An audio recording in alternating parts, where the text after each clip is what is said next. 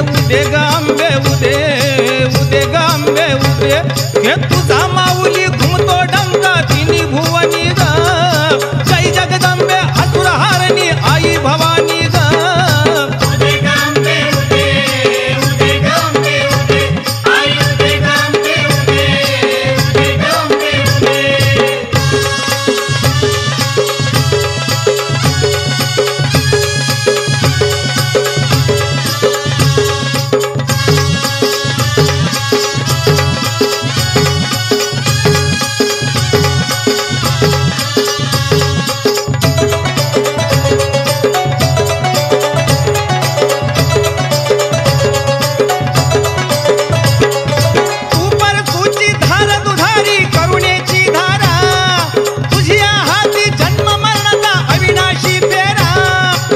भंगुर ते होते अमृत तुझ्या चिंतनी ग जय जगदंबे असुरहारिणी आई भवानी ग उदे ग आंबे उदे उदे ग आंबे उदे ये उदे ग आंबे उदे उदे ग आंबे उदे उदे ग आंबे उदे उदे ग आंबे उदे आई उदे ग आंबे उदे उदे ग आंबे उदे